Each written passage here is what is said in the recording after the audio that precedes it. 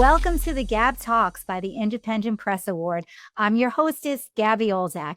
To participate in the 2024 Book Award competitions, please visit independentpressaward.com and New York City bigbookaward.com. Hi, everyone.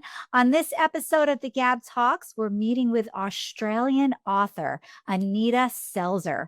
Her latest book, The Female Gaze in Art and Photography, is winner of the 2024 Independent Press Award in the Fine Arts category. Anita is the author of 13 adult and children's nonfiction books, including Reframing Beauty and I Am Woman. Her work focuses on women, gender, culture, and history. Anita was a lecturer in politics and English and worked in women's affairs in the Victorian Premier's Department as an administrative officer. She's also been a book reviewer for the Cambridge University Press and the peer-reviewed journal Gender and Education. She earned a BA, DipEd, Master of Education, PhD in Education, and Grad Dip in Women's Studies at universities in Melbourne, and was awarded the Peter Fensham Education Scholarship 1989 at Monash University for her PhD work on gender, history, and education. Anita joins us today from Australia. Hello, Anita. Congratulations and welcome to the Gab Talks. Hello, thank you for having me. Wonderful. Anita, hold up your book for us so we can see the cover. It is just gorgeous. As everyone can see, it's just visually provocative and just beautiful. And it's pink, my favorite color. So of course I was automatically drawn to it. So Anita, let's start by defining what the female gaze means in the context of art and photography. And I'm ashamed to admit, I'm sure I have many viewers and listeners that can join me that I'm not familiar with the term female gaze, but I found it really intriguing, interesting, and something that I'm very happy to learn so much more about. So tell us about that in the context of art and photography. Well, the female gaze is really about a female way of looking and seeing. So the artists and the photographers in this book have brought their way of seeing to creating the works that they're creating. And it comes from their experience, their subjectivity, the way they look at the world, the way they experience life, and issues close to their heart. So it can be psychological, they can be depicting some psychological interior of themselves, because many of them create their own work as well as, they're the creators and the directors, and so they present the whole package. But it also comes from a way of feeling about being a woman, seeing what a woman is. There's no really one explanation. It's more multifarious, and it varies from woman artist to woman photographer. So they're all bringing their own view of and their own feeling to the work. Of female gaze. Anita, you said that the female gaze respects women's bodies without necessarily sexualizing them as the male gaze has done. So how does the work of female artists and photographers differ from the male gaze? And why is this so important? Well, for example, Catherine Del Barton, she's an Australian artist. She has pictures of women and breasts exposed, but what she's on about is women as the givers of life. They bear children, they nurture children by breastfeeding, they sustain children. So it's not a sexualized image. It's coming from how she sees women and part of their role in life. That's one aspect of them. Mm. So the male gaze really sexualizes women, so it will present a woman very provocatively sexually and objectifies a woman, whereas the female gaze doesn't. It shows bodies in a different light. Tamara Dean, photographer, she's also Australian. Mm. She depicts women in their lived body. They're jumping, they're climbing, they're physically active. It's not a sexual thing. So it's a very different kind of representation of women. You've written 13 adult and children's nonfiction books. What or who influenced you to write and to create your book, The Female Gaze in Art and Photography?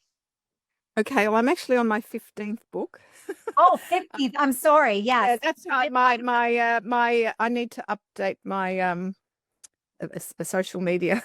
um, what made me decide? I did women's studies. I think that's what it was. I Yes. did a course in women's studies. I actually was in charge of creating a syllabus of women's studies at the college where I worked. So I wrote the rationale for it, and I wrote a segment of it, and there were other people writing different things for it. Anyway, so I became aware that we have a whole different life to men, and we have a whole different way of experiencing and living and seeing life. Yes. And then it sort of I just evolved. I was doing my PhD in my 30s, and I had three babies in 3.5 years, Oh my and goodness. I gave Wow. I gave it up when I was just near the end. But I had different papers published. Anyway, I fell into writing from that because I missed the writing. And when my youngest was about a year, I sent my manuscript to Cambridge University Press, to someone I didn't know. And I said, look, I have done all this work. Can you convert this into a book? I think it's an important topic. And he said, you know what? We're doing a series on women in history. We're doing, someone's doing the vote, someone's doing war, someone's doing women's liberation. I need someone doing women's education. Would you Mm. be interested? And I said, well, that's a huge, wide scope. What do you want? And he said, well, you go away and write me a proposal and we'll start there. And so that's how I started. I fell into it. As we So usually do. Yes. yeah, so Girls Education was the first book I wrote, and then it just evolved. I just came into different issues and topics that I was interested in and presented them to publishers, and Mm. and that's what happened. It just evolved. Well, we're grateful. So you showcase the art and photography of 20 female artists and photographers from around the world, Africa, Asia, Australia, of course, Europe, the Middle East, and the US, many of whom are unknown artists and photographers. Can you share your process, Anita, and how you went about choosing these particular artists to showcase? Yes, well, it was very personal and subjective. So I started reading in this area. First of all, Girl on Girl by Charlotte Jansen Yes. inspired. She wrote about 40 women artists and photographers from around the world using this female gaze, and that then I became captivated and interested. But I found the text was quite brief, and I thought maybe I can extend and build on this, Mm. and write a little bit more. Have provide more text, more visual images, and create a bigger book. So she really got me into it. And then I started searching on the internet and reading widely. And the women I chose had their work had to touch me. I had to feel something Mhm. when I saw their work, and I had to understand what they were on about using their female gaze. And I wanted global representation. I wanted a wide representation if I could have it. And then so I had to then get in touch with all these women because I interviewed them as well. Yes. First of all, I heard about them, then I interviewed them, and then they had to agree to participate and answer my questions and send me the images. I chose all the images in the book. So that was the process, and it was wonderful. I did some Zoom sessions, I did some WhatsApp phone calls, some emails. Wow. It just varied the way we did it. But everybody was, those who consented were very happy to be part of it. Well, you can tell it's a very personal work. And I appreciate how you structure the book. You offer an in depth biography and analysis of each artist's work and their use of the female gaze. I looked throughout the whole book and it was beautiful. And some of the artists that really stood out to me, for example, American artist Leslie Batty. I love that she incorporates personal experiences as you do, historical art, literature, and really talks about young girls and women and what it is to form their identity. I also really related to photographer Eleanor Carucci. her use of the female gaze by focusing on themes like motherhood. As a mother of 4 children, her photographs really resonated with me. Anita, is there really one artist in particular that for you is the truest symbol, if you will, of the female gaze, or someone that you had such a deeply personal connection with through their work? I won't say it's the truest because all of my women give that. Yes. But Eleanor Carucci, can I show an image of her? I would love to. Wow, is Carucci one of the what? Yeah, she's That the one that's uncanny. yeah. Okay, that really is. Okay, so you're a mother of 3. I'm a mom of 4, so maybe that's the connection. But I loved her work. Okay. We didn't plan this, folks out there who are listening and watching. We did not. Ah, No. This is her with her child. One spectacular. image. I mean, you can see the intensity of love and Yes. emotion that she Yes. expresses. So for those folks who are looking at this, Eleanor actually, those are photographs, as you said, her photographs are of her with her children, with her husband, with her family. So they're so personal. They're just beautiful. And her and her husband at the I can is it coming through? Yes, her and her husband and her there and here. And what I really felt with her, she talked about life issues as well. She talked about aging. Her series covers aging. She has a complex relationship with her mother. So there was an image of her mother there. She went through a crisis in her marriage. She had someone else in her life. But they moved from one country to another. She faced challenges, and what she did with those challenges was translate them and depict them and represent them in the art. Mm. And I think that's fabulous because you get a real feeling Yes. from her art. It's very emotional. Very emotional, and I'm an emotional person, so I think that's yes. That's how funny that we chose the same artist. Really, yeah, amazing. know, So I love the work. me too. You showcase contemporary artists, but the utilization of the female gaze by female artists, as you point out, is not a novel or unique concept. How has the representation of women in art and photography evolved over the years, and from the perspective of the female gaze? Well, I think in the last 5, 10 years, you're getting a lot more women's exhibitions. Yeah. Because men have been the dominant, they've been the artists, they've been the collectors, they've been the selectors of art.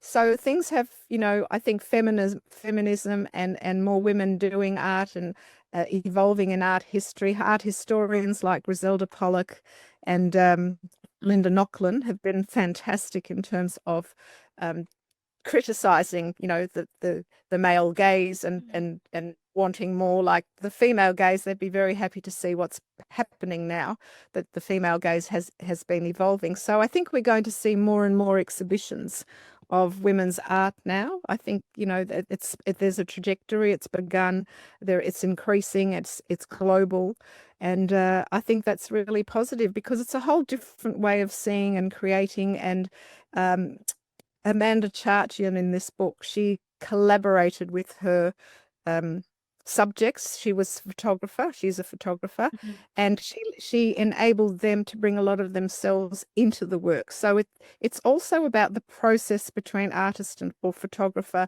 and their subject. And women are the subjects. They are no longer the objects in the work, as the gaze was concentrating on. I think those are two key notions, subject versus object. And I think that that's simplistically the difference between the female gaze and the male gaze. You've said that over the last decade, Anita, that the subject of the female gaze in art and photography has gained cultural currency. What do you think the future of the female gaze is in visual culture? Well, I think we're just going to see more of it. I think we're going to see increasingly. One of the critics said in her writing that she doesn't think we should have a male and a female gaze, but historically it has evolved. The male gaze has been the dominant, and the Yes. female Yes, it gaze has. is coming to the fore. And I disagree with that, because I think all of this is part of our art history, Mm. and we need to document it and follow it, and so that we have a record of it, because Yes. it is part of art history.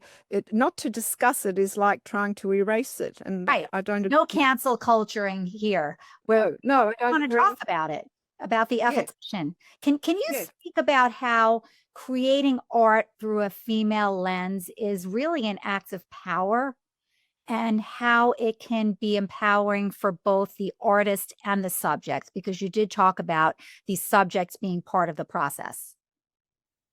Um, well, they have visibility, they have prominence, they have agency.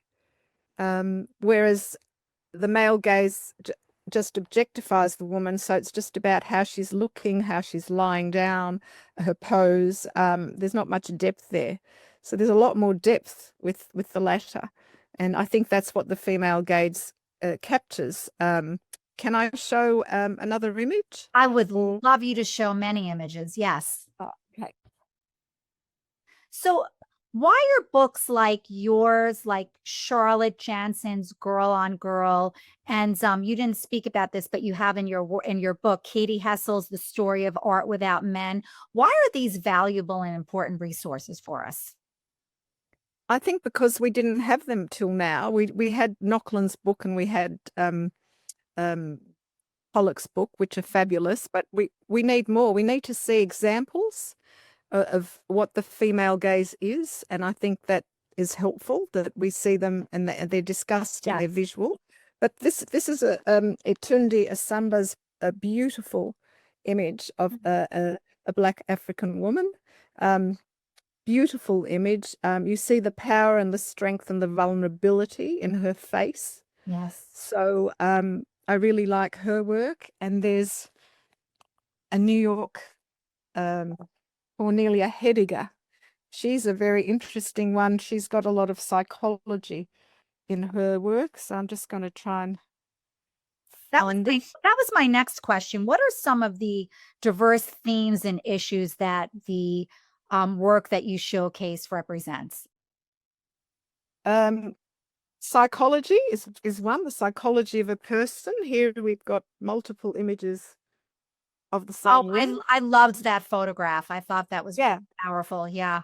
it's very powerful. Um, so Liebehung Yang, she's African.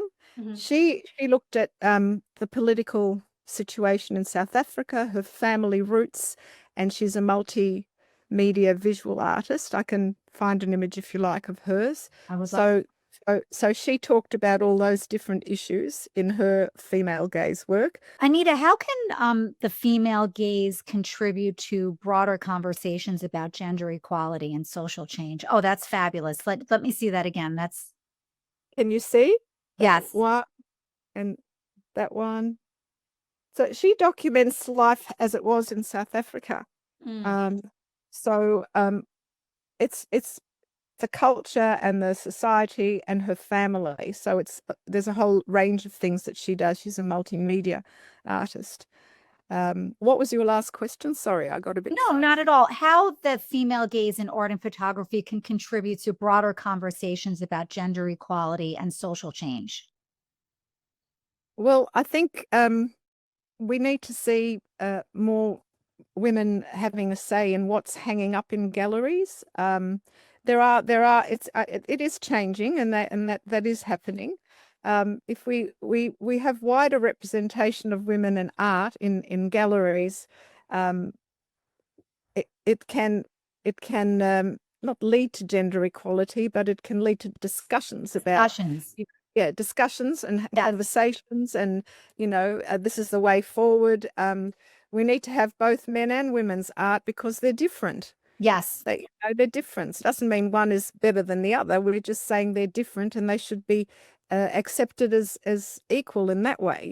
So I'm curious, have you yeah. heard any comments from male artists about this, and how do they feel? about the female gaze. Well, I actually I have a very close friend, John Catapan, who's an Australian artist. He's a renowned artist, and he encouraged me to do this female gaze book. Fantastic. We had a coffee on Monday, and he said, "I want to mentor you." He's wonderful. Wow. And he sees the relevance. He sees how important all this work is. So there are male artists like him supporting the idea of of showcasing women's art and understanding that it is different to the way men create art. Right. It's A lot not of one women- better than the other. It's different. Yeah. I'm not saying that I'm not saying anybody's better than the other. I'm saying that we need to recognize there are differences. Yes.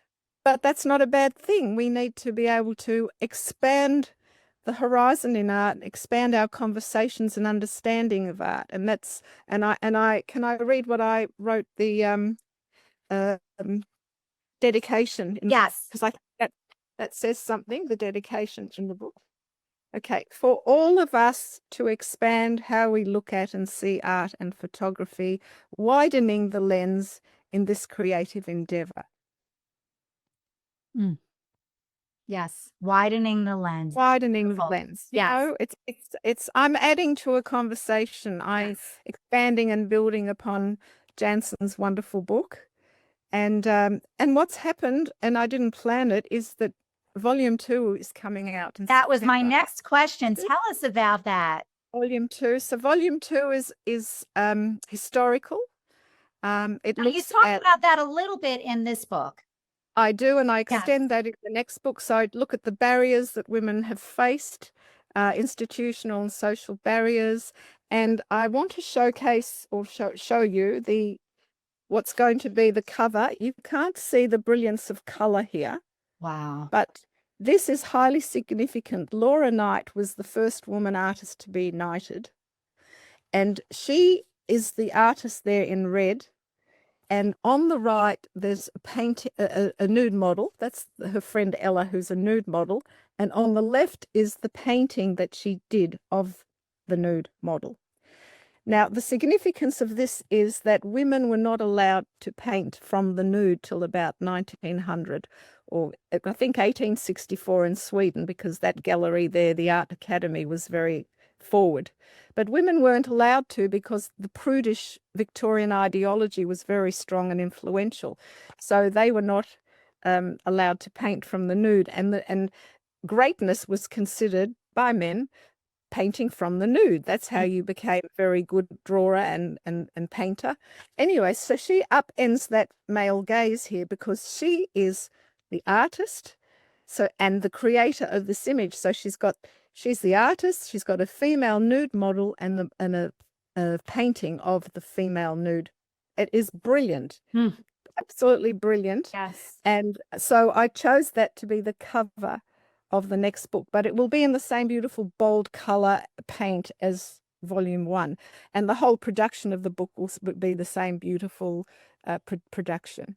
And so, the same type of structure. And I love the way you structured it. It was so informative and really just so beautiful. And when is the pub date for this, Anita? September this year, September 2025, it's due out. I'm very excited. It's taken a long time. There was a lot of copyright issues, and you can't show every image that you want to show because the organizations don't allow it. So imagine, yeah. So I show what I'm able to, and you know, it's just wonderful. I've got like Paula Rago and Frida Kahlo. They're pictures of abortion, a social issue that they experienced. That touched them. They visually represented in their art. That's an aspect of their female gaze. Frida Kahlo's paintings, she wears her heart on her sleeve, as you would know. Like, she's very well known, Frida Kahlo. But I've got lesser known women also in the book. It's very global. It's even wider globally than the first one. I have more than 1,000 footnotes. It's very widely researched, a lot of reading, a lot of thinking, a lot of analysis of different paintings. I hope your readers and watchers and listeners will gravitate to both volumes. You can read them in tandem or you can read them singularly, but it's lovely to have them as a set, I think, because one is contemporary, one is historical. Yes, I love it. And then I'm now writing third one, which I didn't expect to. It's on 3 Australian artists deceased who were 19th century women artists who I think were wonderful artists and deserve more visual space in our art creativity and in a book form. So I'm working on that now. Congratulations. I mean, monumental work, just visually spectacular and just so informative. It's really fantastic. I love volume 2. I'm a history buff, so that to me is really appealing. You have written, now we're saying, almost 15 books. Which one was your favorite? I don't think That's one, isn't it? I don't know. I haven't got a favorite. I think they just evolve, and as soon as I finish writing one, I actually leave it and I move on to the next. So for me now to reconnect with volume 1, that's why I'm stuttering a bit, because you're deep in volume 3 now. Yes, Yeah, exactly. So we're at the tail end of getting images for volume 2. It's been a tough toing and froing, and organizations haven't been so easy to deal with, not all of them. So, but I know that the book is going to be as good, if not better. I actually think it's even better than volume 1 because there's so much in it. The reader and viewer is going to take away a lot from volume 2. We're really looking forward to it. What is your hope, Anita, for volume 1, volume 2, and then in the future, volume 3, that readers take away from the female gaze in art and photography? Well, I hope they have some learning and understanding what it's all about and some appreciation of the works that these women have created. They've been wonderful. What can it remind us about?